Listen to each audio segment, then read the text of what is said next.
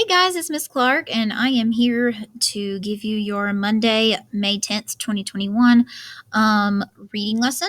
And our I can statement is I can retell a story using key details from the text, and that includes words and pictures. So let's look at some vocabulary that we have.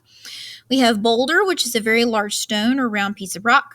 Multiply means to increase greatly in number or amount. Sail means to move in a quick and smooth way. Fern is a type of plant that has large leaves and no flowers. Hoot means the loud, deep sound made by an owl. Roost is to rest or sleep somewhere. Salamander is a small animal that looks like a lizard. Moss is a type of green plant. Carpet is to cover something with a thick layer. And sun is to sit or lie in the light of the sun. All right, so before we read, I'm going to talk a little bit about salamanders, and they look like a cross between a frog and a lizard. So they can be found all over the world, but the USA has the largest number of different types. So where we live, we have a lot of different types of salamanders. Okay, so we've got some facts about salamanders from Live Science. All right, so there's an example of one right there. Kind of cute, huh?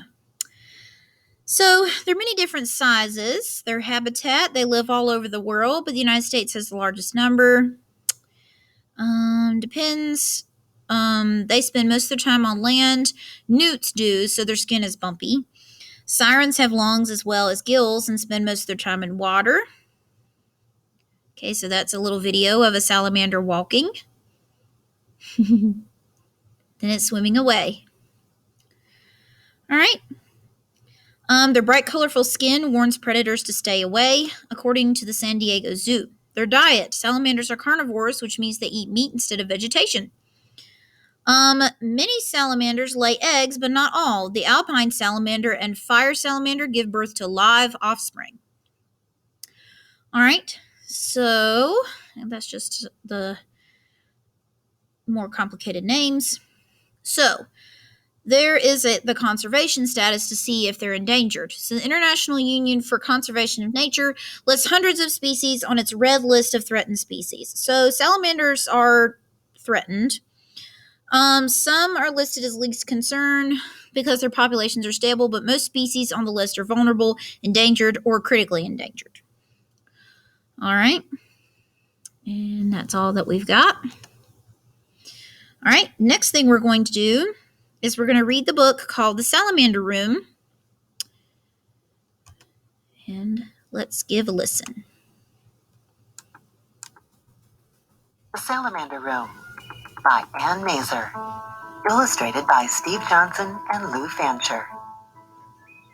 Brian found a salamander in the woods. It was a little orange salamander that crawled through the dried leaves of the forest floor. The salamander was warm and cozy in the boy's hand. "Come live with me," Brian said. He took the salamander home. "Where will he sleep?"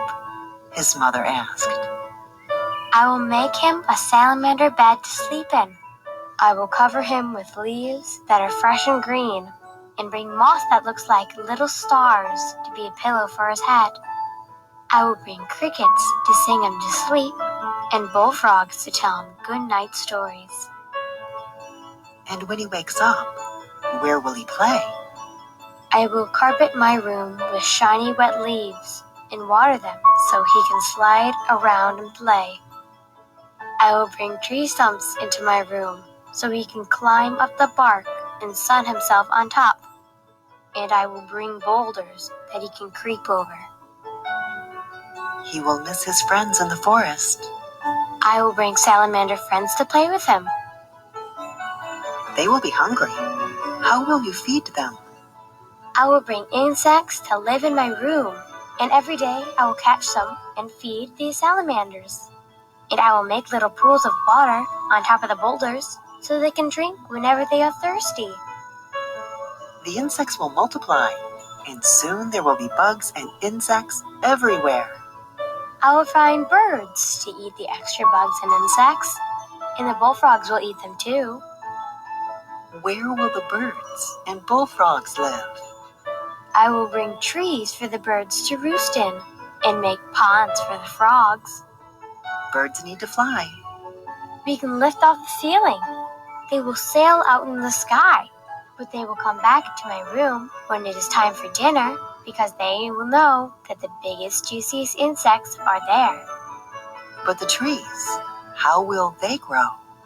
The rain will come through the open roof, and the sun too.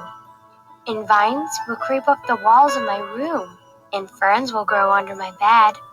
There will be big white mushrooms and moss like little stars growing around the tree stumps that the salamanders climb on.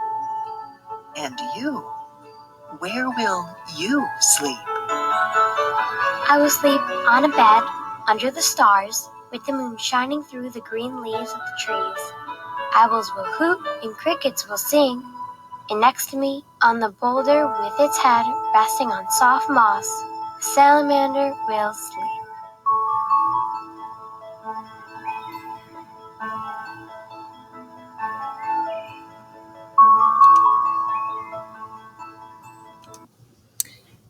Alrighty. So, what you're going to do next is I want you to look at my retelling hand. So, we've got characters, we have setting, we have problem, we have events in the story, and we have the solution. So, you're going to do the 5-finger retell, and it should look like this.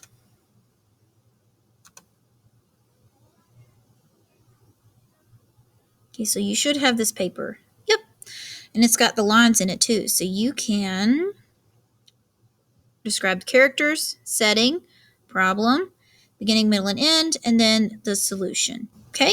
So go ahead and fill that out. And if you want to, you can always rewind or move the book back so that you can read it over again or listen to it over again. So I hope you guys have a great day, and I will see you in my next video. Bye!